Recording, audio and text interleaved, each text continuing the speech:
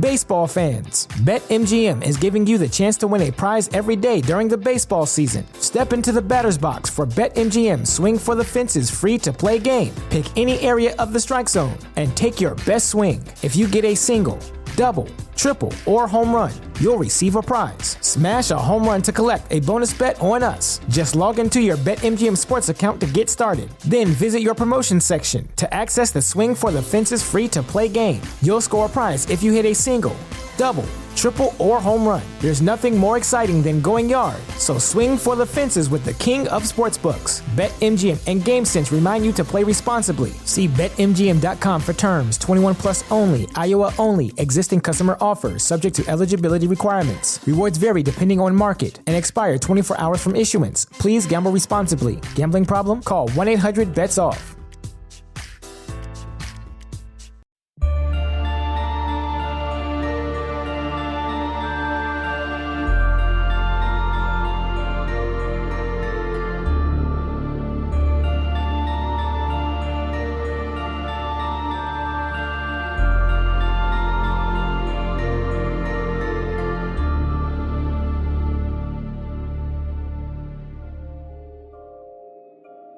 In England, there is a small town in the county of Suffolk named Rendlesham, a relatively small and sleepy town with a population of only around 3,000. In late December, the town would experience a set of unexplained UFO encounters that would earn it the nickname of Britain's Roswell. 305. We see strange strobe-like flashes to the rather sporadic, but there's definitely something, some kind of phenomenon. To this day, it is one of the most well-documented UFO sightings in history. The UFO events in question took place over not just hours, but actually 2 days in roughly the same area. The phenomenon was witnessed by United States Air Force personnel stationed on a military base just outside the main town. 305 at about 10 degrees horizon directly north. We've got two strange objects, half-moon shape, dancing about with colored lights on them. That gets to be about 5 to 10 miles out, maybe less. Multiple witnesses reported many occurrences that are associated with close encounters of UFOs. Things like bright lights, a strange craft not from this earth, and even missing time. 0315, now we've got an object about 10 degrees directly south, 10 degrees off the horizon. Here he comes from the south. He's coming toward us now. Now we're observing what appears to be a beam coming down to the ground. Was this simply a case of mistaken identity? Perhaps seasoned members of the U.S. Air Force made a misidentification of a nearby lighthouse, meteor, or brightly shining stars. Suffice to say, Team ATT is not convinced. Was there some sort of intelligence at work guiding these strange lights? And if so, what was their intention? Could they have been looking for something lost? Or perhaps they had an interest in the nearby military base at the height of the Cold War. Join us as we discuss the strange events surrounding what is now known as the Rendlesham Forest Incident. This is unreal. 330, 0330, and the objects are still in the sky, although the one to the south looks like it's losing a little bit of altitude. We're turning around and heading back toward the base. The object to the south is still beaming down lights to the ground. 0400 hours, one object still hovering over Woodbridge Base at about 5 to 10 degrees off the horizon, still moving erratic and similar lights and beaming down this area.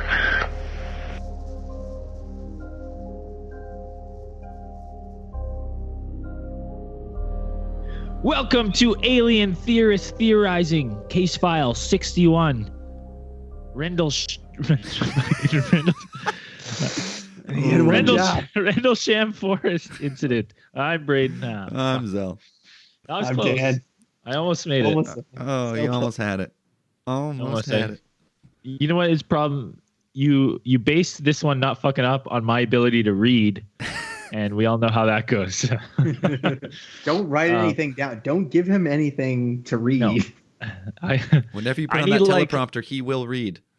And incorrectly. Yeah. And it's very slow and like ill-paced. This is a kind of a weird one for us. It's coffee and conspiracies. It is fucking early in the morning. For you guys. Yeah. Yeah, Well, we've just reversed with Dan pretty much. Bizarro. This is Bizarro ATT. You guys, early morning for you, late night for me. GTA. That's it. Reversed. What? Yep. What? What? Oh, I get it. Guess I had a. Took me a second. It's been a while since I've done with you, Dan. I haven't talked to you in a while. I know. You guys did the news feed? That was pretty good. The news. I think people liked that. Some people liked it. Some people said we didn't have obscure news. Obscure enough news. Obscure enough. Obscure enough. Like we had praying mantis goggles, but we needed more of that, I guess. What else can you bring us? Oh, I don't know. I can. Tons. I can bring tons of those weird ones. Those are my favorite. So next time we're doing the news. The news. Just weird titles. No facts behind them. Just the weird headlines. That's what people like. So we got some more stuff coming down the pipe. Man, it's just such a busy time right now. That's the hard part. But we do have more content and more plans. I think in probably 3 weeks, things will settle down and we'll be able to start pumping stuff out more regularly. Hell yeah. Anyways, let's get into some space news. All right. So, scientists just cloned some monkeys, and you could be next. Damn. Whoa. So, basically, since the birth of what the fuck's that sheep's name that they cloned? Dolly. The name. Dolly. They've been using the same kind of technique to clone pretty much other animals, cats, whatever. Primates, though, for some reason, this process, primates are like resistant to the way they do it, which was, I'm gonna botch everything I wrote down here.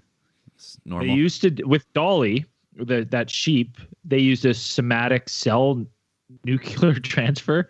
And that involved replacing the nucleus in the donor egg with a nucleus taken from a cell from another animal. And then once it was fertilized, boom, cloned. But that didn't work for primates. So they've got a new technique. They had I'll never be able to say these things' names. These two female monkeys they've cloned and birthed. I can say them easy. Zong Zong and Hua Hua. Nice. Identical. Well, I thought they were going to be like more Chinese names. Yeah. And then when I pulled it, I was like, oh, those are easy names. But I thought it was pretty interesting. That means saying we're getting close to doing humans. Oh yeah, we're not that much closer. We're not far. In our lifetime, they'll be fucking cloning some crazy shit.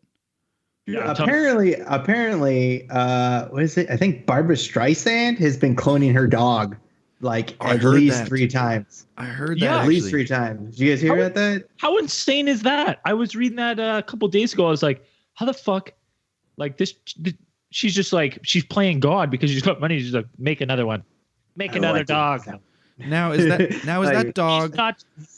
He's not quite how I remember. I was gonna say, is that dog the same temperament when you clone him, or is it just does it just look the same but it acts completely different? Well, I feel like that's a whole science study on its own. I feel like somebody should be observing that for science. Because that's a hard one because a dog's you know what I mean? It's a dog, so it's if it was starting to be mean, you're like, is that because it's not the same dog, or is it just having a temperament change? That's why it's let's get into some humans. Let's see. But I'm telling you, as soon as we're cloning humans, this podcast is going to be Braden theorists theorizing. Just 4 Bradens. 4 Bradens.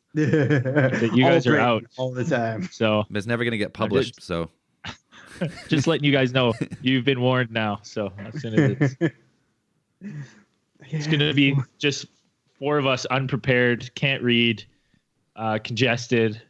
That's what I had for. I thought that was a cool one. That was a good one. That's pretty sweet. Pretty big news. Pretty big. What else do I have here?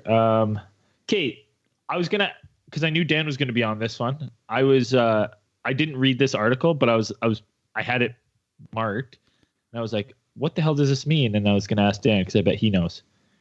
A Massachusetts company claims to be close to a solid state battery. Solid state battery? What's that mean? Well, that would mean most batteries consist of, at least like the ones that you put in, like the ones you put in, like double A's and those ones, like those are all chemical batteries. Like they all they produce electricity by like a chemical reaction. Like you run a charge to it, and then the battery acid or whatever inside. Yeah, that's what's inside. There's like two different chemicals, and they mix together, and then they make energy. Those are chemical batteries. Same thing with kind of like I assume lithium-ion batteries. Those ones, I don't know exactly how they work, but a solid-state battery would be super cool. I suppose. I don't know. I suppose the advantages. I don't know the exact advantages would be over. I guess it could be smaller. That you wouldn't need like two different things like that, but. Oh, you know what? You know what's a huge positive? If I left them in the remote for a long time, they wouldn't like corrode and then like fucking get that white shit everywhere. You wouldn't have to put your batteries in the freezer so they last longer. Does anybody else do that? Is that a thing? If you do that, put them in your freezer. Yeah, you put the batteries in the freezer and they last longer. I think. I'm pretty sure. I use so few batteries. I use so few batteries and things that. Like I can't even tell you. My remote controls, I think, is the only thing that uses batteries that I own. I can't think of anything else that I put batteries into. Yeah, I wouldn't know exactly how a solid state battery would play out. I mean, if it's an advanced one, I'm sure it's like better. And I just pull it up. What a quick one on Google here. A solid state battery is a battery technology that uses both solid electrodes and solid electrolytes instead of liquid. And it's supposed to be a replacement for the near full potential lithium-ion battery. You telling me they're going to power this shit with Gatorade? Yeah. Solid Gatorade. Mm-hmm. So yeah, that's pretty cool actually. Yeah. I was like, I don't really know what this means. I was like, aren't batteries solid already? But I guess it makes sense they're talking about the inside. That was drunk me reading that. Like, I'm like, I'm pretty sure I have these downstairs. They're solid. This is fucking nothing new. This makes more sense now. Tapping them on the desk. Oh yeah, solid state. Amazon. This is not so much space news. Is like, fuck, the future's here.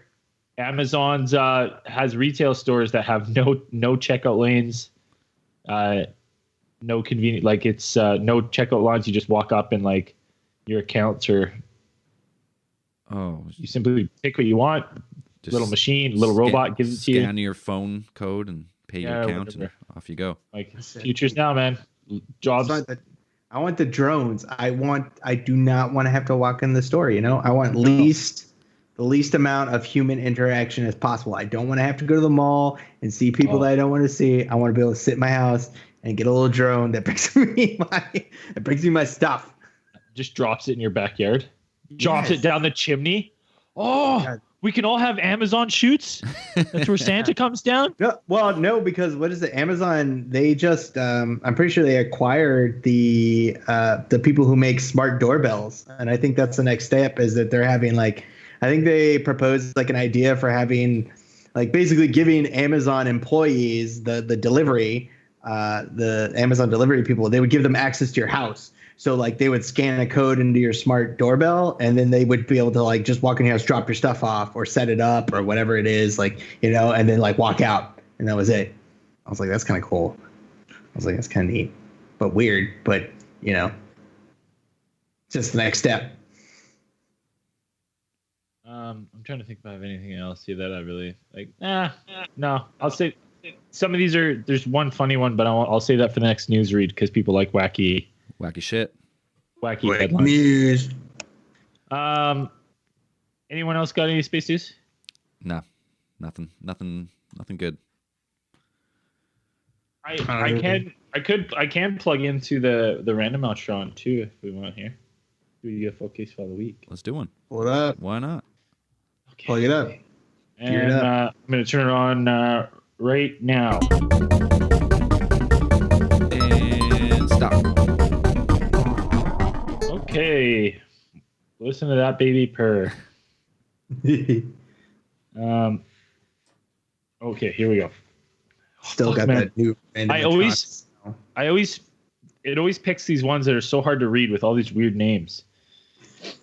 Okay. Isla. How do you, Isla, is that Isla? Isla. Yeah. De Lobos, Uruguay. On the 28th of October, 1972, the garrison of a remote lighthouse on the Atlantic coast of Uruguay, Isla de Lobos, there you go, witnessed the arrival of UFO entities. Just after 10 in the evening, one of the garrison, Corporal Fuentes, left his 4 companions to inspect the generator at the base of the lighthouse, some 150 feet from the garrison headquarters. Oh, thanks. Fuentes noticed something parked next to the lighthouse on top of a terrace. He returned to the garrison headquarters, collected his gun, and made his way towards it. Next to the object, Fuentes saw 3 humanoid figures who apparently saw him. He raised his gun, but was somehow prevented by the entities from shooting at them.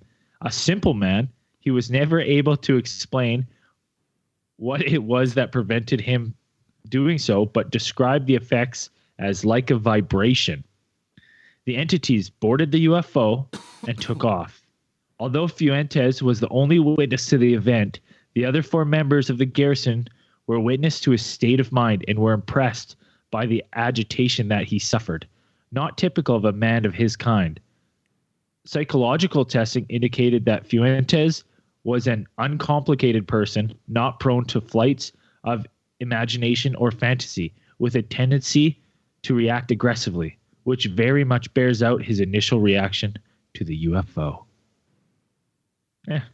He saw some shit, and he's a simple Jack. He's a simple man, and he saw some shit. They flew away. I like the vibration to stop him. Yeah, that's pretty neat. That's down in South America, and there's definitely a lot of cases down there. I mean, we still have to do I still think we got to do the one about Cobrares. There's a good one about Cobrares, Brazil. Oh, yeah. There's a really good case file. We'll probably have to bring that up later. That one's pretty neat, though. Like you were just stopped, so he just saw these 3 entities and just... Yeah, and he raised his gun, and then he just... Because he's simple Jack, he can't describe, but he said he felt vibrations and it just made him stop and he wasn't able to shoot. Interesting. Do anything. Yeah. It's like you gotta take that. Could have been anything from just like telekinetic abilities. Could have been anything. Force fields. I don't know. Never know. We'll have to get him on the show. Yep. But he's a simple, probably can't figure out a computer. No. Yeah, he is. We'll get him. We'll write him a letter. Sweet. All right. On to Rendlesham Forest. Britain's Roswell, as it's called. Their most famous UFO incident. Dan, you want to give us a quick summary of it? Yeah, I'll break it down. So break it down. Around 3 a.m. on December 26, 1980, a security patrol consisting of one John Burroughs and Jim Peniston were near the east gate of the Royal Air Force Base in Woodbridge. Reported seeing a bright light that descended into a nearby Rendlesham Forest. Upon arrival, the 2 servicemen reported that an object emanating bright colored light seemed to move through the trees. Peniston later reported that he got close enough to actually see strange hieroglyphic symbols on the hull of this craft, which they had gotten close enough to see when they got through the forest close enough, and he said that he even touched it. After some time, they said the craft rose slowly above the trees and then accelerated away at high speed. This one's a little bit strange because it not only it's not just one thing. It's not just these 2 guys saw it. Then even 2 nights later, a different set of military personnel had a similar encounter with different lights. And this time, when the lights were spotted, this time by Lieutenant Colonel Charles Halt, they said that they saw another craft which had actually not just going through the forest or seeming to move at low altitude, but moved over the forest near where the original craft had been 2 nights before, and as actually beaming down shafts of light onto different spots in the forest, and even they reported towards a sensitive area of the actual military base itself. So this thing was moved. It was tracked on radar. It's one of the most well-documented cases of a UFO encounter in the world. Actually, I think so. And they call it definitely Britain's Roswell. It's the most well-known and well-documented UFO case in the UK, at least. Yeah, there's a lot of cool stuff that goes along with this one. Like you have Penniston when he touches the craft. So let's go back to the start a little bit and let's kind of walk through what they did, I guess. So after they seen the craft, Penniston and Burroughs went to investigate, and I guess when they got to where the light was that was on the forest floor or whatever, they had this weird they claim a weird static like charge in the air. And then Burroughs claims he doesn't remember any of the incident. He was like enveloped in some weird light, and he claims he doesn't remember anything of the incident. But then when Penniston touched the craft and he seen like there was like some weird hieroglyphs, he likened them to Egyptian, but he was not a Egyptologist, so who really knows what they were exactly. But when he touched the craft, he claims that he had like a series of ones and zeros embedded into his brain, and then they didn't leave his brain until he wrote them out on his little like notepad the following day or whatever. Yeah, they definitely have evidence, or they had reports that these two guys have missing time, where they said that there was about like 40 minutes where when they were actually reporting back to the base, they said that their comms went dark for about 40 minutes. So these guys lost about 40 minutes. So there is missing time. Whether they had actually been abducted or anything like that, it's still kind of up for things. It could have been during that time that he touched the craft, and at least one of them didn't remember what happened. To me, it's like I wouldn't even touch it. I don't know what would compel you to be like, oh, ooh, man, shiny. I gotta touch this thing. I'd be like hiding in the bushes, man. Like, you know what I mean? Like these guys are. Maybe they were drawn to it. Maybe they didn't have a choice. Maybe they had to do it. Maybe they were. Yeah, something was wanting them to get a message. Yeah. Well, okay. Well, let's go with the message. So then, there's more to the story, but we'll just start right here with these full report of his binary codes. Shit. What did I do with them? Oh, here they are.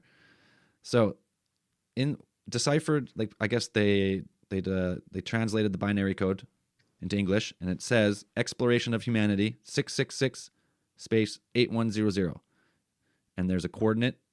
This one doesn't work on Google Maps, so it might be incorrect. But continuous for planetary, advance, but advance doesn't finish, and then 3 question marks.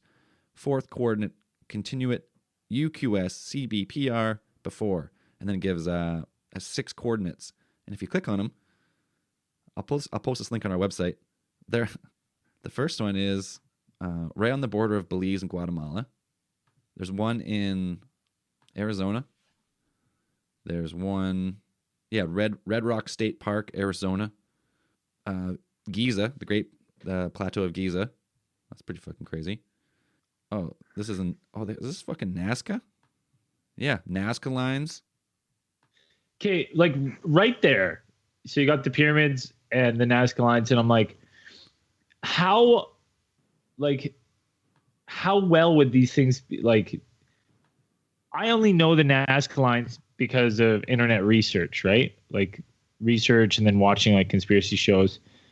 How well are people going to know about that in the 80s? Like, it's not like they had the internet, whatever. Like, maybe there's some weird documentary or something about the Nazca lines. Yeah, they definitely. I mean, they definitely knew about them by the 80s. You had Well, I'm just saying.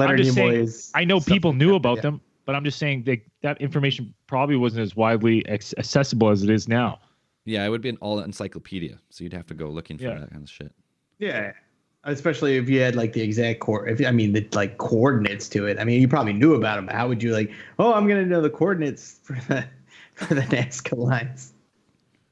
Pop these in GPS, and you know exactly where it is. That's a little bit difficult. I wouldn't know that.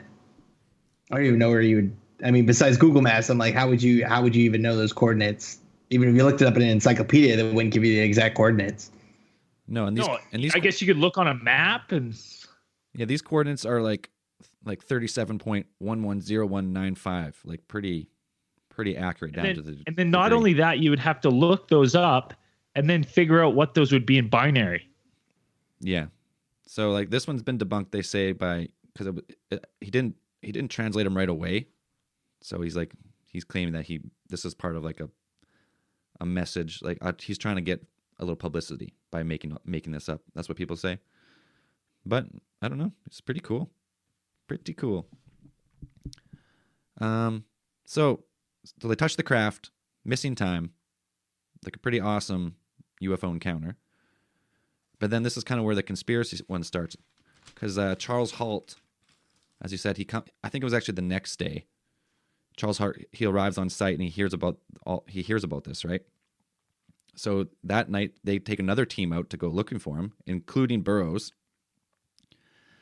And so, yeah, when they see the craft again the next night, they claim, and the thing with this story is, it's kind of like Roswell's. There's so many different versions of the story, but this version of the story I found is that when they seen this, it was like a red glowing light the next night when they went out to the woods, because they went out with a Geiger counter, right, and they're counting like how radioactive the place was, and then they hear like kind of like a, what do you call it when.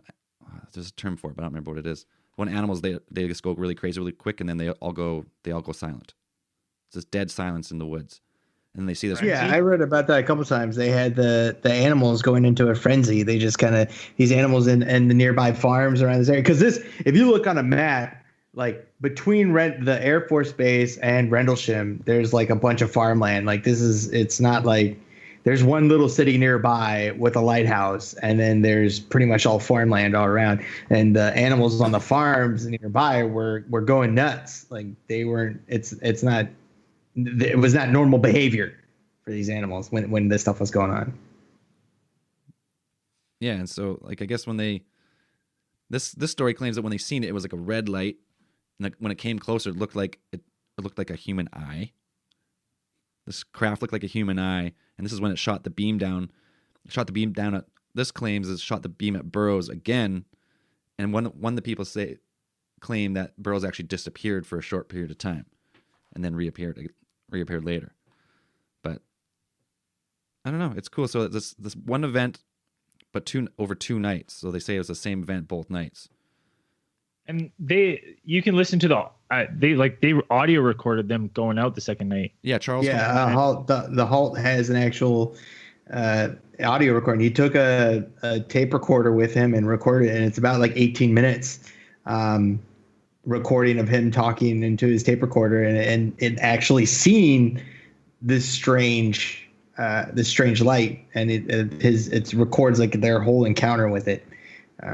It's a lot of strange stuff. So like when they walk out there, they're like they're getting like radioactivity readings from the center of where the craft had landed, heat readings, like and they're spooked. They're like, man, you can hear it in their voices, like, this is weird, like this is so weird. And like right there, you're like, okay, well, obviously what's going on at this one specific site is not an everyday occurrence. Like they're not just picking up heat signatures on the way in.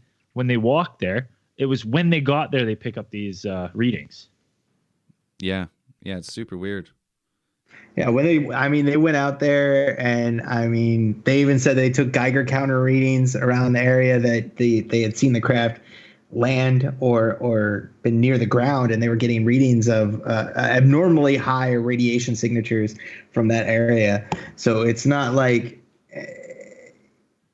there's no evidence that the thing wasn't there. I mean, there's even some photos. They have some photos that were published that show what look like triangular indentations in the ground where something had landed, if it had landing gear. They're like you can Google them, you can look them up, and it's like these small things, and they try to explain them away. Some people try to debunk it, saying that these things could have been by animals maybe, but even if it were a deer or something, like it's not like just a couple of rabbits tossing about. Nothing to see. Boy, what's all this in? What's all this in? Jolly good. That's ridiculous. I'm like, have you seen rat? Like, I am not an animal expert at all. I go into the woods and like where you think you see a craft, and like I'm not mistaken. I know what a rabbit digging looks like. I know what their little burrows look like. There's no way you're gonna mistake 100 of those for like you're like, oh, look at all these rabbit burrows, but look at these three are landing pads. Like I'm like, that's a pretty big mistake to make. That's why I'm like, there's no way these military people are like, well, you know what? I guess we don't know. Maybe that's why they were stuck at the Air Force Base and not out deployed. Who knows? They're like, I can't imagine going up there and being like, after they said anything, someone else going up there and be like, oh, it's just a couple rabbits. No worries. Yeah, you couldn't. I mean, these are, even if you are like the dumbest guy and you're not exactly, if you're a simple man, you see these lights and you can't tell me that you could be like, these are some people try to explain it away. I mean, some scientists have tried to explain it away, saying that it was bright starlight, or it was like a reflection from, there's a lighthouse near that area that was a couple miles away. That it's like, it was the lighthouse. And I'm like, it's ridiculous. What? Yeah. If you like, that's the most, you're saying that 3 military guys were seeing the sky through the forest and they're like, what are those lights? Those twinkling lights. And someone's like, "Oh, those are stars." And they're like, "Oh God, gotta be aliens!" Like, there's no way. That's the worst explanation. Oh, they're just seeing stars through the trees. No big deal. Yeah, right. You can't tell me that trained military personnel like looked at this stuff and were not able to identify. I mean, they weren't able to identify it, but you can't say like, "Hey, this is really weird, guys. That's definitely not the lighthouse. It's definitely not a civilian aircraft. I don't know what it is. This stuff happened." And, and it's not like it was just those two guys that said something, maybe they were tying one on or whatever, however they say it in British or whatever. It's not like these guys were. However they say it in British. You mean in English? In English. They speak British over there. Speaking British. Imagine going back. You like see this. You go back to your supervisor, like, "Oh, listen, like Corporal or Commander. I don't know how the rankings work over there."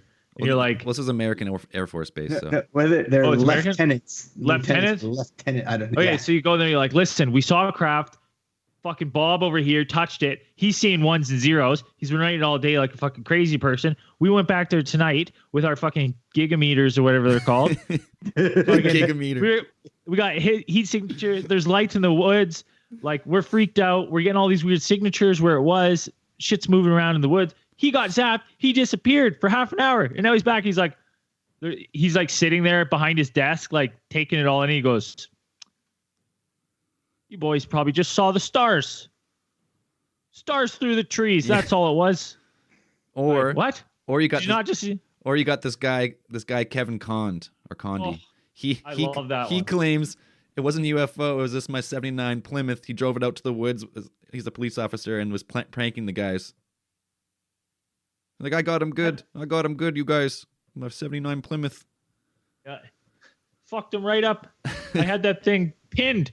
Like, bullshit. I used to have a car, and the second you took that thing off the road, it was like banging around, clanging around. And a '79 Plymouth, dude, you'd be dusting that thing. Even on a field, you'd be bouncing around, making all sorts of noises. You tell me you rigged that with sirens and you fool 3 adults, be like, "What is that? Oh God, it's an alien." Like, no, you weren't driving your Plymouth through the That's not what they saw. Yeah. And this guy's like got close enough to touch it. It's Could you imagine? You put some lights on your Plymouth, and this idiot goes and he's like, "Look at this thing! Oh it's God, amazing!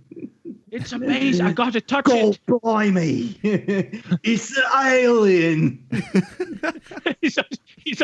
I love how we're all trying to do a British accent, but yours comes out as Australian. It's so funny. It's an alien. It's an alien. I don't know how you could possibly. You got two idiots out in the woods rubbing a 79 Plymouth. He disappeared. He's like, I got in it. I was in the back seat. From the town like nearby even reported like seeing this light. It wasn't like you have people from the town reporting seeing not different things, but pretty much the same thing. I mean, they heard.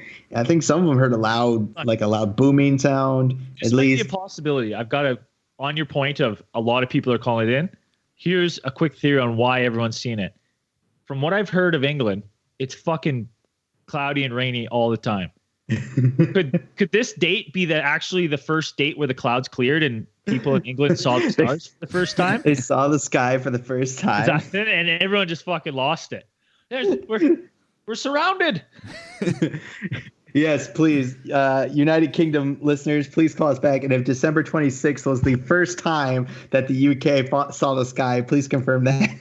That was the first time that British people saw the sky.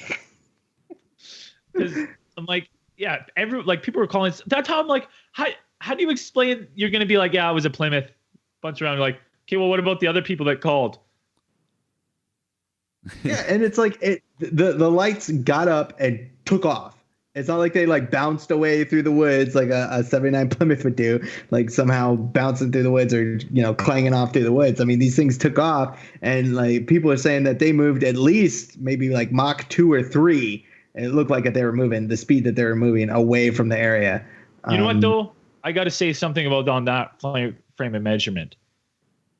I have no frame of reference to be claiming things are going Mach 2 or Mach 3, or even to be able to, if something flew by me at Mach 2 and then something flew by me at Mach 3, I don't know if I could even tell you that those were two different Machs. To be honest, like if a dog runs by me real fast, I'm like, the thing was going like Mach 1. So I have no idea. So when people say that, like, how fast is Mach? What does Mach mean? Well, Mach 1 is beyond the speed of sound. The speed of sound is like 762 miles per hour, something like that. Like 762. I think it's somewhere in 700. We got to change. We got to change that. It's either that thing was flying, that thing was humming. We need an exact a term for besides Mach. What's wrong with Mach? It just doesn't make any sense, because then you're like, oh, it's beyond the speed of sound. But I'm like, well, it doesn't really sound like it has anything to do with sound other than it's a funny sound to say. Yeah, but if you were in the Air Force, Mach would be a pretty normal term, I think. Yeah, I guess so. But yeah, I see what you mean. Like Mach 2 or Mach 3. It was going fucking fast, boys. Well, it's like members of the public are calling in and they're being like, it's got to be going Mach 1. I'm like, how the fuck would you know the difference between that? Or even how fast that's going? You know what I mean? Like, that's such a bad thing to like. Say if a car was zipping and you had to give a description, you're like Mach 1. It was going Mach 1. You're like, well, that's ridiculously fast. Like, you don't even know how fast that is to say. Like, what if it was only going 300 kilometers? Now you've greatly exaggerated how fast that thing was going. You know what I mean? Well, yeah. The fact that it's moving through the air in a like you go straight up and then take off in any direction. I mean, there are plenty of reports of UFOs. You know, stuff on Earth doesn't move like that. You know that any airplane, helicopter, whatever, does not move.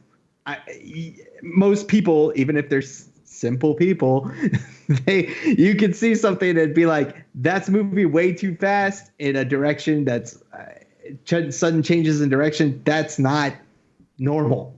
That is not how things move. The only thing I know on Earth that would move like that is pulp, from what I hear. What? Pulp. Pulp can move, baby. Little Seinfeld joke for you. Oh, okay. Oh my god. Didn't catch it. What? Didn't catch it. Bad.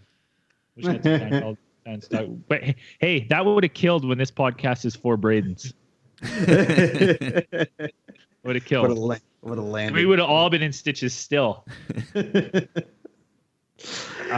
Just that whole thing. The whole thing is crazy that you have other people calling it in, and like you can be like, yeah, I was a guy with a Plymouth, but like other people called it in. Yeah, and this is 1980. This is the height of the Cold War. This base that they were at in the Suffolk area here was apparently it was actually a large like information kind of hub. It was host to a lot of sensitive information, things like that. I don't think it was a nuclear facility at the time, but it was actually a pretty important base in terms of like strategic wise during the Cold War. Dave or Dan, when you say it wasn't a nuclear facility at the time, is it one now?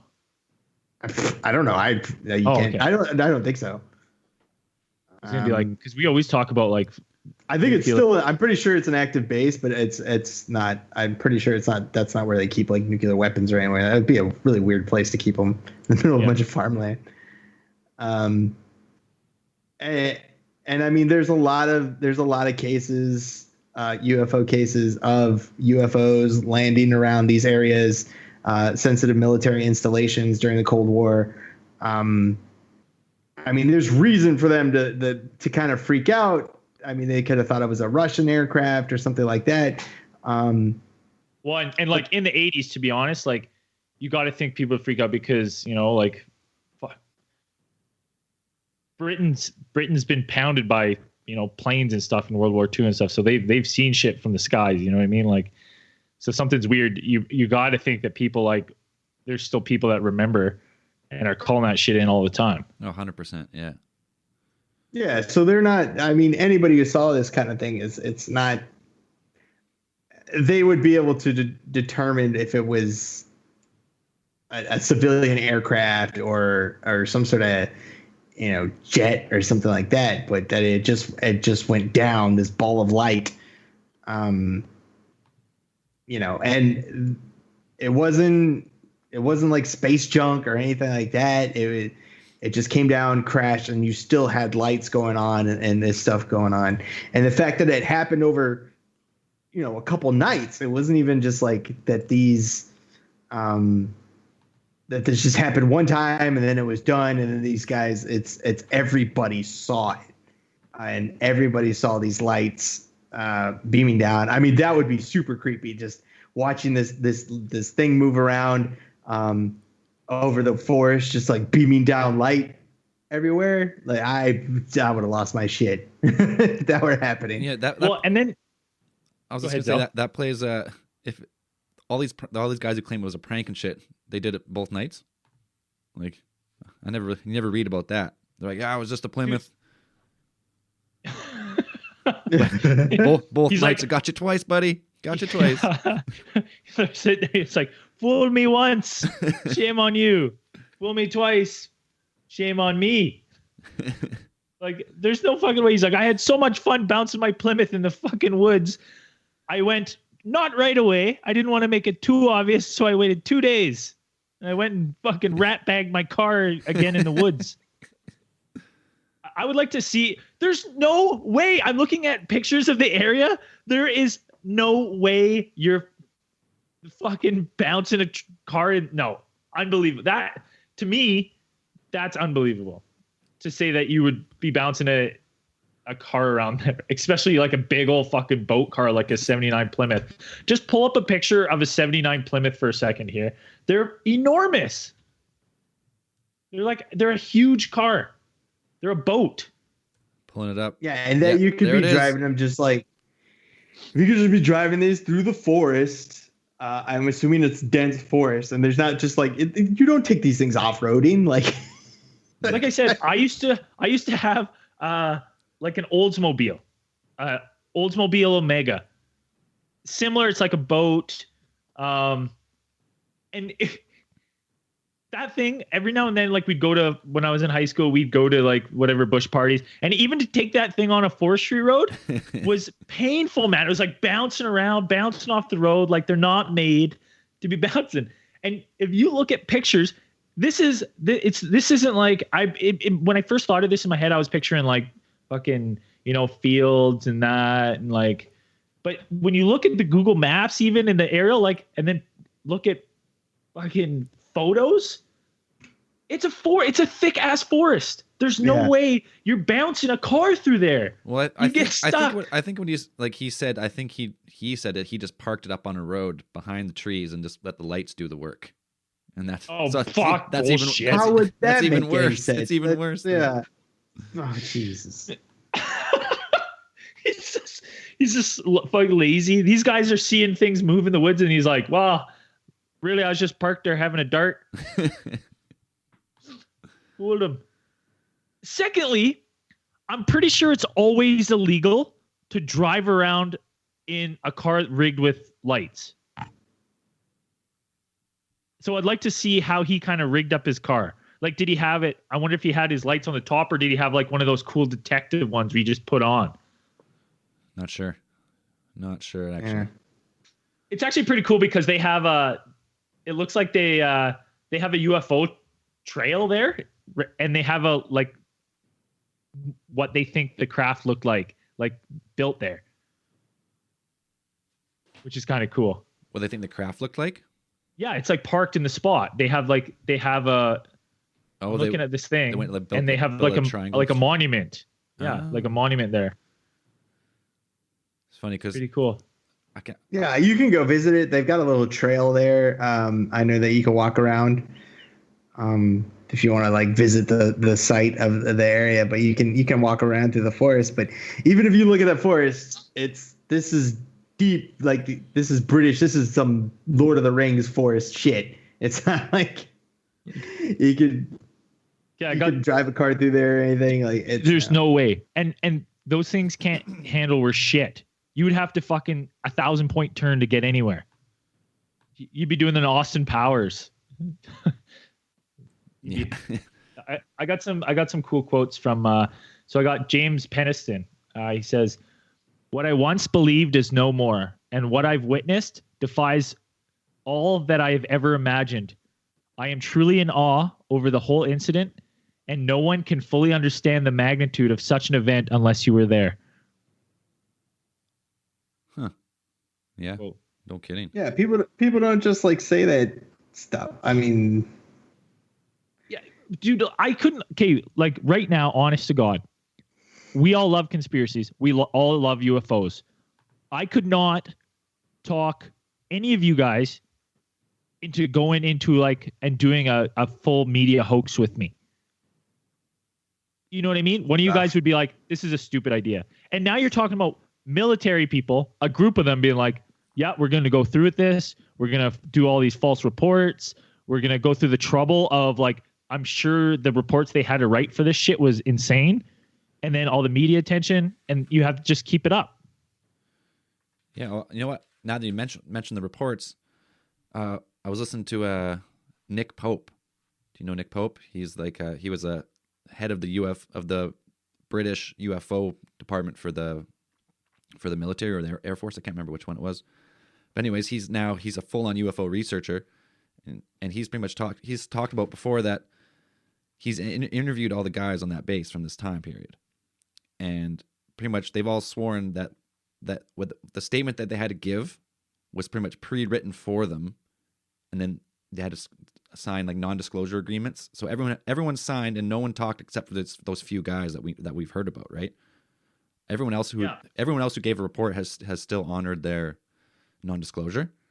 Yeah. Except like Charles Halt, Paddington, or Burroughs, like these few guys. What's Kate?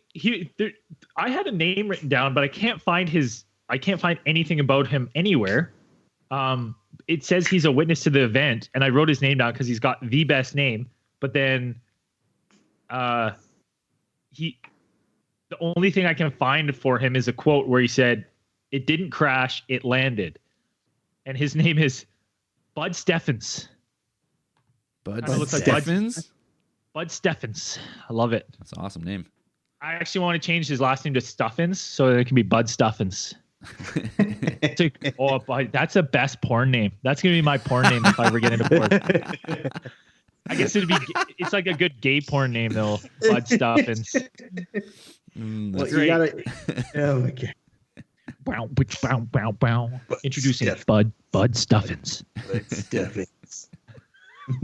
Sorry, Sergeant Bud Stuffins at your service. Get it right. But yeah, I wrote down his name because he had a being asked in an interview. They kept saying crash, and then he just goes, "It didn't crash, it landed." And it says witness to the event spotted strange lights on December 25th, 26th, 1980. So the first night. But I don't see anything about him so I'm wondering if he's one of the people that has like a non-disclosure. And he just did like a anonymous something. As Bud Stuffins, that's his. Yeah, that's his. He was thinking the same thing as you. Yeah. He's like, no, it's a good fucking name. He's like, I can't give my real name, but he's like, I got a great porn name. I'm going to give you Sergeant Bud Stuffins.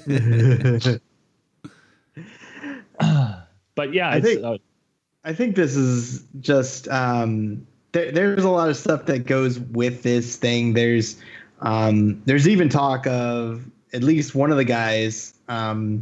His last name is Bustinza. I think this is really funny. Bustinza. Oh yeah, so Adrian. Adrian Bustinza, right? Or Bustininza. Or Bustininza. I'm sure that's what it was. I'm sure that's what it was. These guys gave porn names.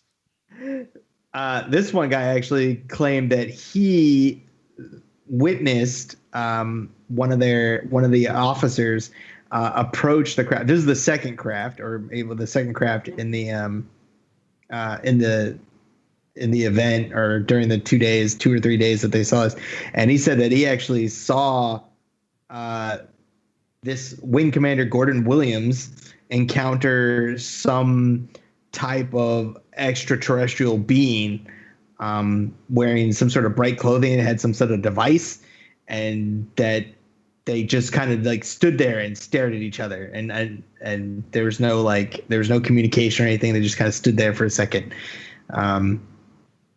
And that's even really weird, which I would think it could have been, he says that it could have been an extraterrestrial with bright clothing and some sort of device, but I think it's probably more likely it was people who were there like investigating with they could have been wearing radiation suits, with Geiger counters or Giga counters, as Braden calls them. It's a good one. So some of this stuff, I think some of the stuff could have been misconstrued as that could happen. I mean, that's very likely that you had people there investigating radiation signatures or stuff like that. And some people say, oh, they're meeting aliens there with these weird clothes on and stuff like that. Yeah, I never read anything about any actual beings, but.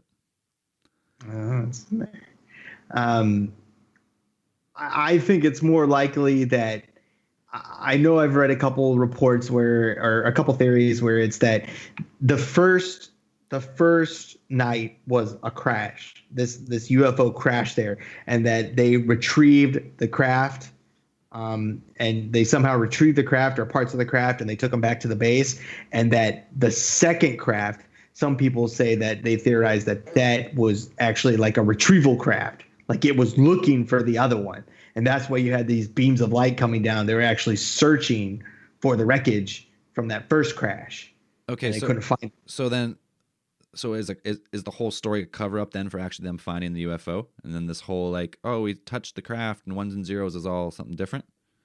Well, I'm not sure. I'm saying that the second craft could have been something because they said that when they observed the craft the second night, or the 2 nights after the first crash of what happened, that they had it moved over the area in a search pattern style. It was methodically. It wasn't like it was just going random places. It looked like it was actually searching like a search pattern, like you would for anything if you were looking for something. It was just going like bit by bit. searching for this thing and even going towards the craft there. So it's either they got something, like we recovered something and then they took it to that base or carted it off somewhere else, and that craft was looking for it. But that's one theory, is that it was looking for it and we got something from it. But other than that, I'm not sure. I mean, I don't know where they would take it, whether they would take it back to that base, being so close, to keep it for a day or two until they shipped it off. I mean, I know there were United States Air Force officers at that facility at the time. There were a couple stationed there. I think that's usually the case with most, at least with like a NATO ally or something like that. You'd have a couple of United States Air Force guys on site, and some people, even I'm pretty sure a couple of people actually reported seeing like suits there, agents, like people who weren't exactly look like they were affiliated with the military, but they were there at the crash site, in that first or second night. So I would think that that's the more likely story of what happened, is something crashed there, and then we got a piece of it, took it, they carted it up, took it off, and then that other one came looking for it. But as to whether we would communicate it with that craft or it was like, oh, can't find it, I'm out of here. So then, so what about Pennington and Burroughs? What did they encounter then? If that was that the crashed craft? No, I'm saying they found that crashed craft, and then because they said it took off, but I'm saying that either it could have said maybe they think it took off. But that's the thing. I don't know. If they don't really remember anything, then who knows? I guess. Yeah. Well, even Holt has gone on the record and said that he believes it was an extraterrestrial event and it 100% was covered up. And then like you get the base commander. I'm reading this part. The base commander was like, in 2010, years after he was there, he goes, "This is great." He goes, "We saw nothing. Pretty much, we saw nothing to what Holt's describing in the sky or on the ground." He's like, "We had people there to validate Holt's narrative. None of them could." He goes, "Holt should be ashamed and embarrassed by his allegations that his country and Britain would both conspire to deceive their citizens. He knows better than that." He says Jim Penniston never once at the time mentioned any such occurrence or touching the craft. And he said this whole thing's probably a hoax. That's the base commander in 2010. In 1983, a report came out from that base that came out in the Freedom of Information Act from 1983, and it's the same colonel, and he's like, got a report, 2 men see something like a small plane descending in the forest. 2 of the men tracked the object on foot, came upon a large tripod-shaped craft, no windows, brilliant red and blue lights. Each time the men came within 50 yards of the ship, levitated 6 feet. They followed it for almost an hour. It took off at phenomenal speed. I investigated in the morning, located triangular pattern, looks to be made from tripod legs. And upon interviewing the men, those lads saw something. I don't know what it was. And in 2010, he's like, nope, no one saw nothing. No one claims anything. But like he had written a report earlier being like totally contradicting. So it's like the 2010 one sounds like it's the 2010 one makes me think that the government has conspired to cover it up, because he's literally written that he's like did the investigation. He's just like, nope, I don't believe it. Never mind. But you wrote it right here. Nope. No, I didn't. No, your signature is right here. No, that's not my signature. Incorrect. Oh, that's a screenplay. That's a screenplay I've been working on. Soften it around. Yeah, just wanted that. Wants to keep his pension is what he wants. It's like, oh, I'll burn you. Can they take that away from you? I would assume they could have something for that. Like if it were that big a deal, they could rip that right out from him. I'm sure. Oh, they could do something like that. Like, So it's like, we want you to say this, so you keep getting that pension. If you want to keep that retirement, living that cushy retirement, better deny everything. It's not unusual. That's the thing, is they got that kind of control over something like that. But you can't. I would say you can't deny that there's something really weird happened. Oh, 100%. And you say you take these guys at face value, and this guy did touch the craft, and it did have Egyptian-looking glyphs on it. Man, that my mind jumps right to ancient Egypt, and how it actually, like, this is ancient aliens pretty much right here. If aliens really did come to Earth and instill like language and culture into humanity, or like genetically manipulate us from some type of hominid, maybe it's the same shit just going on. This craft just came down, checking it out. I don't know why it would just sit there wait for him to touch it though. Like, I don't know what's going on with that. Because usually, I mean, if it were that, I would say it'd have to be some sort of. I would think it would be some sort of unmanned craft. Like, it would have to be, if there was some sort of intelligence, biological intelligence controlling it. I mean, I'm sure they would have just taken off. Like, why would they just sit there and let these monkeys put their hands all over it? I don't know. Like, why would you do that? I would think it would just be some sort of unmanned craft that just kind of went down, like landed for a second and took back off, maybe. And then the one that came back the second time was looking for something, I assume. Like I said, this is the height of the Cold War. I mean, the UFOs had been kind of popping up everywhere, or at least more frequently at that time. And I mean, all the way up from maybe they were just seeing where we were at, and the fact that we were like, pretty close to blowing ourselves up at that point. Height of the Cold War, we were pretty on the precipice of nuclear war, and that would make a good time to check us out. But, there had to have been something there for that they were looking for. Because it sounds like they were specifically looking for something. Like, that could have been some sort of probe, and then the second one came by and was looking for something specific.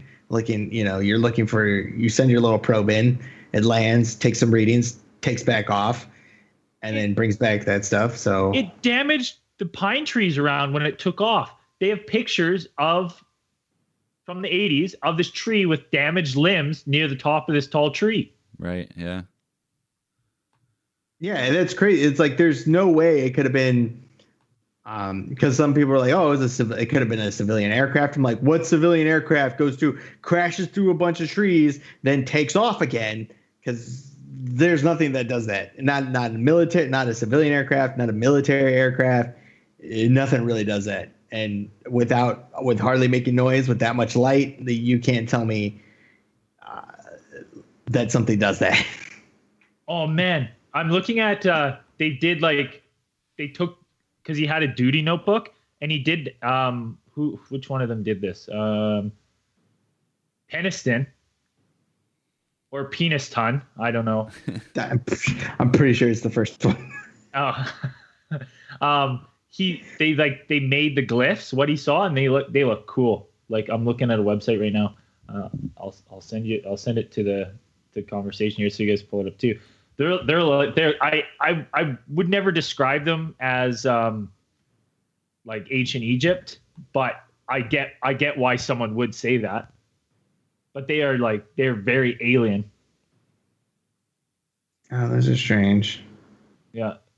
Yeah, they're like pictographs. They're more pictures than they are like letters or something.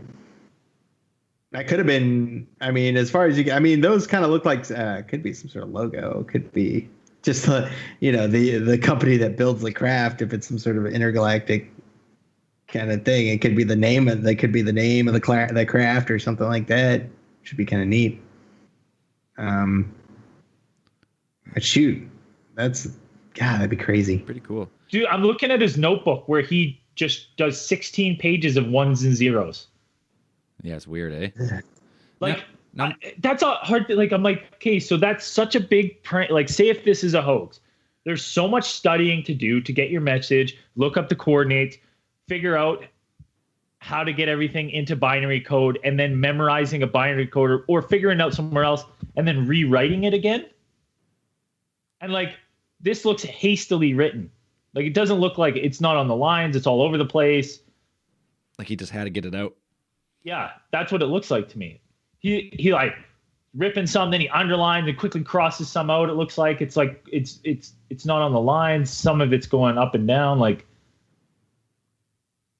no, it's interesting. Now maybe this UFO. If it's a hoax, it's a fucking damn good one. If it's a hoax, hell yeah, gotta be one of the best. If it got this many people convinced. Now, what if What if these ones and zeros, like say this was an alien drone ship, came down to deliver a message to whoever would touch it first, and these fucking coordinates are some type of puzzle or some type of key to something? Because one of them's Giza, one of them's Nazca. I just checked the first one I said that didn't work. It's actually just off the coast of Ireland in the ocean. So I don't know what maybe these points are ley lines of the Earth, like we always talk about, like the power grid of the Earth. Yeah, but I've never really looked much into it. But maybe I'm gonna check that out, because maybe these are some type of like power grid of the world. Well, they could be checking that. That is a good theory. And so it says year 8100. So a lot of people say this is like, a lot of people say that aliens are actually time traveling humans from the future. So maybe this is something to do with that, because in this ones and zeros it deciphers to origin year 8100. But that'd be nuts. 8100 that's pretty far. That's pretty far. By that point, especially if it's only 1700 right now. Yeah. Yes. No. So it's one of the coolest UFO incidents for sure. It really is. It's got so much like cool, like questionable stuff where you're like, yeah, just like, and the debunking of this one is just, it seems just like, the debunking is ridiculous. The debunking doesn't make any sense. Okay, I get it. One guy said he did it with the Plymouth. Like, okay, like, sure. Some people said it's a lighthouse through the trees, but that lighthouse is always there. These military guys are not like, hey, it's a different light today. You know, like, you would have seen that every night. Every night, yeah. It's not like just turn it on. We pointed it the wrong way just tonight. Well, it circles around, right? It circles. So then it'd be like, there it is again. It's gone. Yeah. It's back. It's gone. It's back. It's gone. That's called blinking, guys. Yeah. No, that's gone. No more. You can't. Definitely they're trying to debunk it stuff, saying it's a lighthouse or something like that. It's just, no. Why? If they were seeing the lighthouse, you would have heard that in the tape when they went the on the 28th or whenever they went. You would have heard them be like, "There's a light. Oh, it's gone. No, it's back. Yeah. Oh, it's gone." And then eventually someone would have been like, "I think that might be the fucking lighthouse that's over there." Yeah, and they're saying that these lights, like, there are reports that it started out as one light, it came down, it split into to up to 5 different lights, and then come back together and then shoot off. It's like, you would not mistake a lighthouse light for doing that. That's not something. It's not something that happens ever.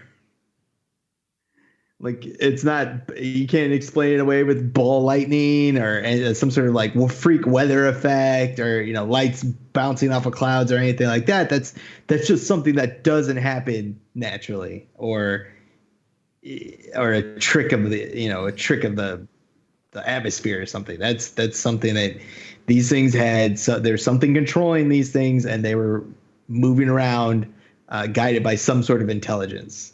And you just can't explain that away with lighthouses or 79 Plymouths. Yeah. It's the dumbest thing I ever heard. I just parked it, turned the lights on. Yeah. Gotcha, guys. Gotcha. Impossible. That's the dumbest thing I ever heard. Yeah, and these Charles Halt recordings, you can go read the whole transcript of it. Yeah, I listened to the whole tape. Like, those guys sound spooked. They do sound spooked. There's a good like, you can act spooked, and like some people you'll go like, oh, but like you can hear when people are like genuinely like, this is fucking weird, And that's what those guys sound like. Well, unless you're a professional actor, which these guys aren't, it's really hard to like mimic emotion like that. Like if you're trying to do it as a hoax. So yeah, I don't know. Some fucked up happened that night, and still to this day, people are talking about it. So I wonder. That's it. I wonder when we get the next great UFO incident. Oh, well, I think in this day and age, they're too easy to cover up and too quick to be labeled as hoaxes. Yeah, it's true. Yeah, you know what I mean? Like it would have to be. Yeah, but if you see one so imagine one like this. So in Kelowna here, you're up visiting for the summer or something. We're out camping, and all of a sudden, fucking UFO. And we're not the only ones. There's like maybe 2 or 3 dozen people out in the woods, and they all see it, and they all corroborate the stories are the same. Like one of those type of stories. That's what I want to hear. Okay, here's what just popped into my head. So Dan, you were talking about like maybe it was an unmanned craft, right? Because I was thinking if this was humans from the past. Like I fucking love time travel. Yeah. Like going backwards in time, going into the past violates the law of causality, cause and effect kind of thing. Like if you change one thing, whatever, right? But would that be the same if you sent inanimate objects like that back? Yeah, it would still cause. You think so? Yeah. Well, it kind of depends on how. It depends on how time. I mean, we don't. I'm pretty sure we don't. Yeah, we don't know enough of how like time works, and you don't under. It's either whether it's it's a straight time, and yeah, there is a law of causality. So if you send something back and it affects the past, then it changes the future, and then it immediately affects the future. So everything just like shifts around and changes. But or is it like Back to the Future? Is it like Back to the Future thing where it's like, okay, your mom and dad you go back in time and you end up, your mom and dad don't meet, so you immediately disappear and everything changes? Or is it just it's time and then it makes a separate timeline and then you just live in that timeline and you're not able to access over? So I like to think as time, like it's like the theory, like time's like a river. And like, even if you threw something back in there, it's going to be too small and insignificant to make major changes to the flow of the river. Right. I think the laws of like cause and effect, I don't think they're, like, oh, if I went back and, walked up and slapped Dan, that's going to, and Dan was like, whoa, there was Braden shouldn't be here. And he looked older. Wow, that was weird. I don't think that's going to cause a string of events.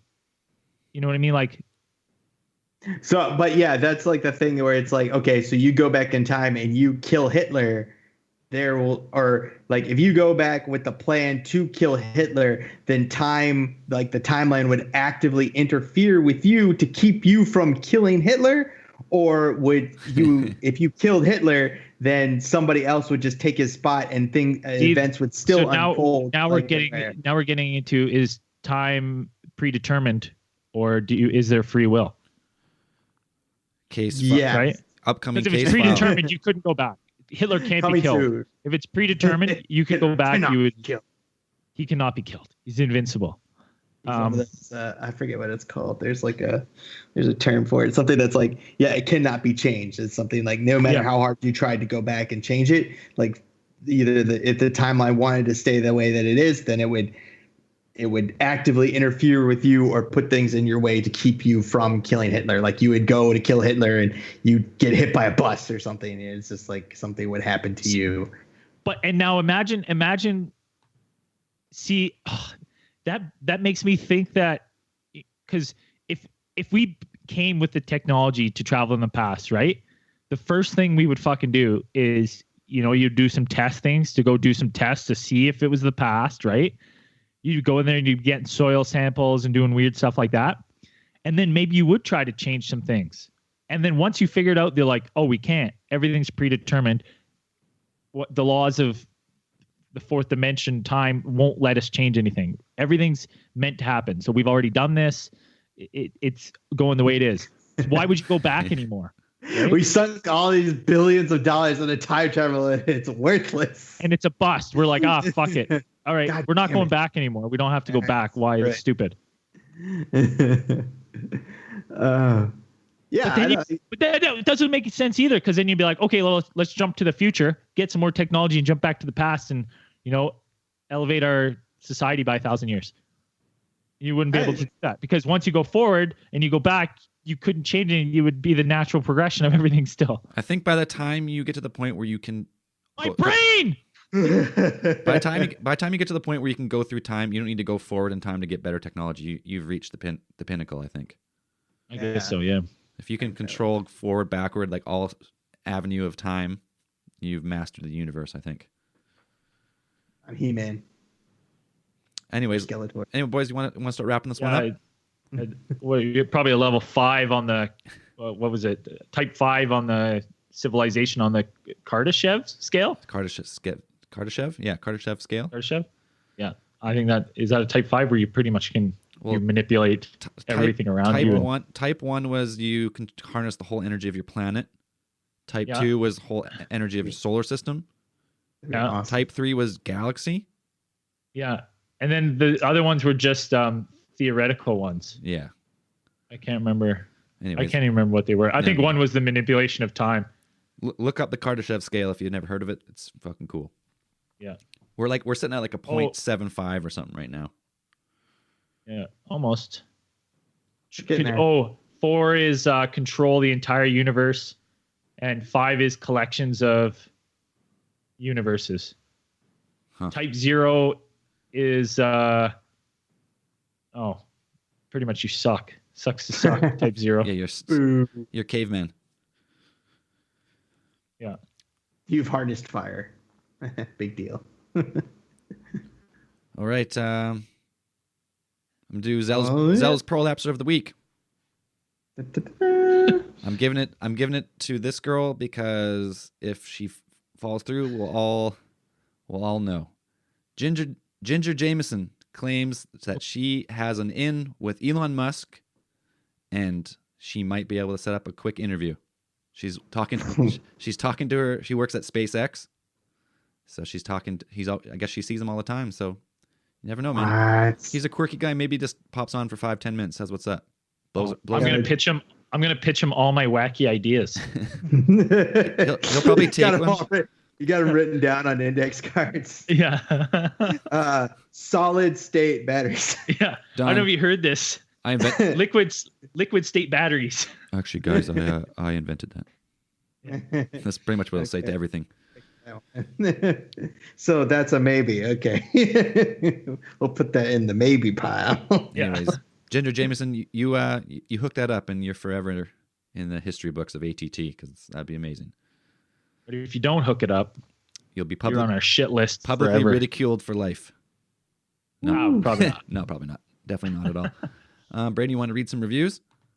Yeah, give me 1 second. Do you have the big reviews up? Yeah, I I just have the iTunes ones. So if you read one, I'll read an iTunes one right after. Just loading it up. Okay, here. I'll just send you the link here. There you go. Okay, well, I'll read the first one. I'm gonna go down to Drinking Buddies by Frankenfluffer from USA. It's just a couple of nerds who kind of talk about aliens and occasionally break it out into song. I drink with them. Nerds. That's pretty much nailed it right there. Hold on. I just gotta sign in. Oh, for fuck's sakes. Nerds. I don't know. Read another one. I'll read one more. Here we go. What's this one? Very fun. From Nanajdu. I don't know. USA. These guys are awesome. I discovered them a few weeks ago, and now I know nothing about current events. all I listen to on my daily commute is ATT. Some of their topics are very out there, but all very entertaining. Oh, well, thank you. You got it up, Braden? Yep. Hit it. Probably the best podcast Probably. by BMX Kid 358 from USA.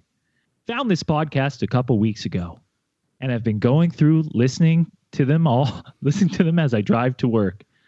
This podcast is awesome. Super funny while also laying down all the good info. Keep it up, Scott. Thanks, Scott. Sweet. Scott. Oh, I like this one. I just like this one's title. Best podcast easily. I have nothing but nice things to say. Yeah. These guys are super likable and relatable. I feel as though they look at things seriously, but with enough added humor to be a perfect blend. I binged all y'all's episodes over like 2 weeks and can't wait for every new episode. I'd love to tell y'all all my family's experiences because for some reason we seem to have something following us. Oh shit! Goddamn poltergeist. So Randall, send us an email and let's talk about whatever's following you, please. Yes, please. Yeah, one of those family poltergeists that happens. Those pop around every now and then. Yeah, send us an email, please, to alientheorists@gmail.com. Know what I think the best like slang term from the States is? Y'all all. Love to tell y'all all.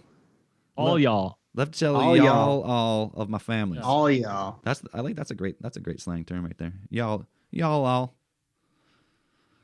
All about. Yeah, it's pretty good. Sweet. I do like y'all. You want to do one more, Braden? We haven't done a lot lately, so we're kind of getting behind. So do one more.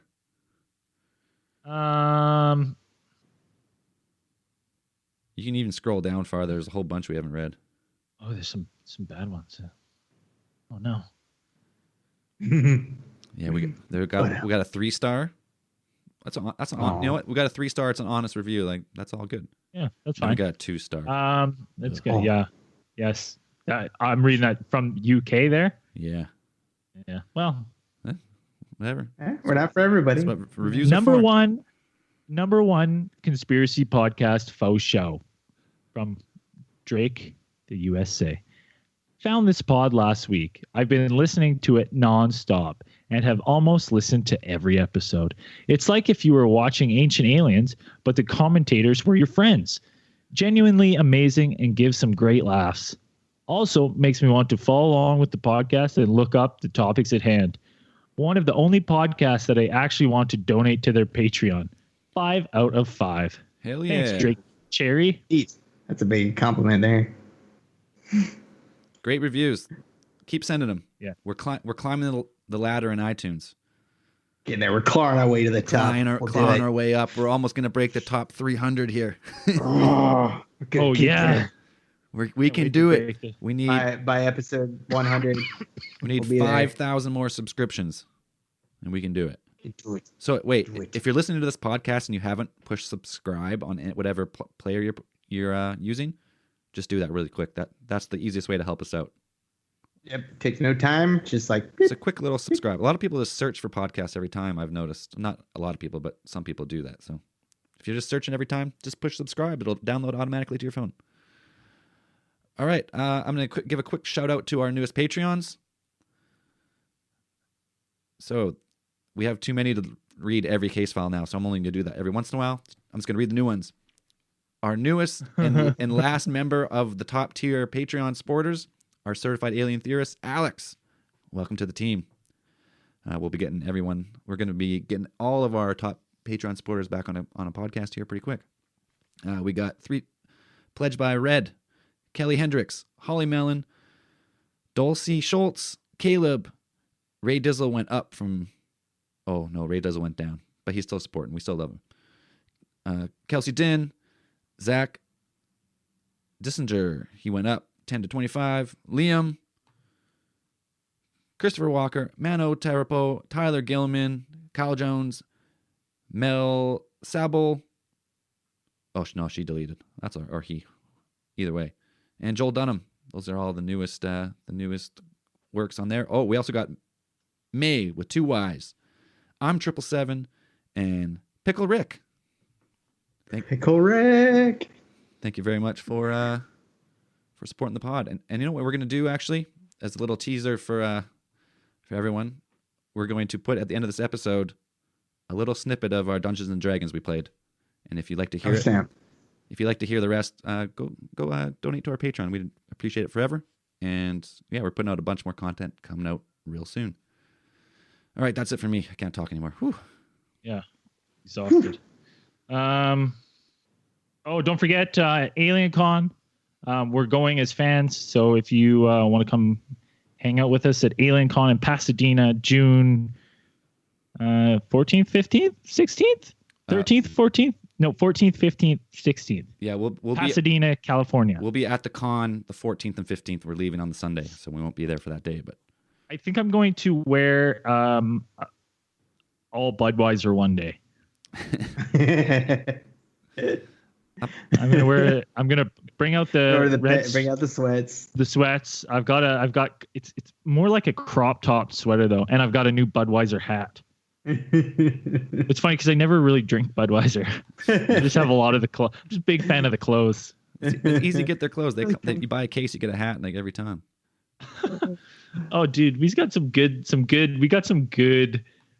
really attacking 1-star reviews.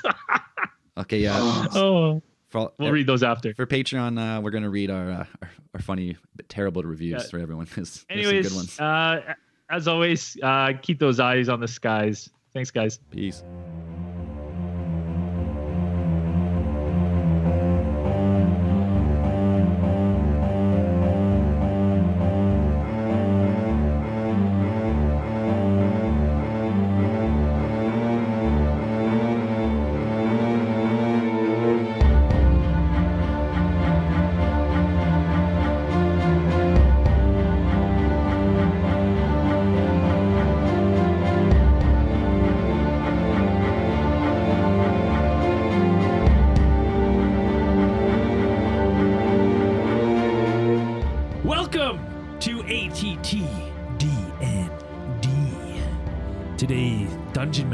Is your Southeast Asian alien correspondent, Dan. Welcome to the podcast, Dan. Dungeon Master Dan. Welcome to D&D. So today, Dan will be playing Dungeon Master Dan. Hailing from parts unknown, the High Elf Wizard is going to be played by Zell. Hello, my name is Zalarius. Zalarius. And a cleric. Our Mull cleric, Androcles the Lebanese, is going to be played by your medical correspondent, Andrew. I'm just happy to be here, man. That's crazy. I'm excited that you guys invite me to play this game. And the half-orc ranger, Fjord, will be played by myself, Braden. So welcome to the podcast. This is the first time we're going to try D&D on the podcast, do a live one. See how it goes. See what happens. Rules are we're going to talk in our normal voice when we're not playing any games. But as soon as we start playing games and doing game movements, we're going to try to talk in our character voices. Every character action we're going to try and do in our so I just got too ahead of myself there. Yeah. I thought we were doing this whole thing in our voices. We could. What's your voice like? Kind of like this. Because you're half orc. Half orc. You have intelligence of 8. Yeah, a little slow. Slightly it's not that below bad, average. Man. That's okay. That's all I got. Did you make up for it with your looks? Don't make fun of me. No, this done should look good, man. So how about you guys give us a little bit of background on your motley crew of your 3 players here? How do they all work together? Well, let's start with our erudite, probably our smartest of the group, Mr. Zalarius. Zalarius, that is me. Hailing from parts unknown. My father, a corrupt high elven lord. Upon my 332nd birthday, I found out he was corrupt. I went out into the sunset to search for my own way, my own religion. That is when I met Androcles the Lebanese. That was so good. Yeah, it was so good. That was really good. So we come to Androcles, Lebanese, Mull, which is a half dwarf, half human, for those of you who don't know. And we have his little backstory, kind of the glue that holds our group together. It's a lot of fucking pressure, man. Now you gotta do it in that voice. Okay, so basically, have you guys seen Gladiator? Because it's like the same thing, man. I basically, got sold to slavery, became a gladiator. I rose my way all the way to the top. I killed all the bad guys, killed them all with my big hammer. And then after I was done, they were like, hey, man, do you want to be free? I was like, yeah, okay, I'll be free. So then I become free. And I, fell in love with Bekab. And now I am... Hi, Bekab. Yeah, I'll hail Bekab, dilly dilly. Dilly dilly. Dilly dilly. Bekab. And then now, next thing you know, I was out preaching and having a good time. And I ran into Zalarius. I said, hey, man, do you want to come with me? He said, yeah, okay, that's cool. I said it more like, okay, that's cool. Yes, same thing, man. Okay. It's good. It's good. And lastly, we come to our half-orc ranger, Fjord. I had a human mother. Right. And whole game, right? Whole game you're gonna talk like that. Fucking no, crying. don't look at me. Okay. Don't you fucking look at me. I have a human mother. My father was orc. All right, guys, that's all you get. If you want to hear more adventures of Zalarius, Fjord, and Androcles, please go to our Patreon. Donate $5 a month or more to your favorite comedy conspiracy podcast and make it happen. Cheers, everybody. Team ATT, we're out.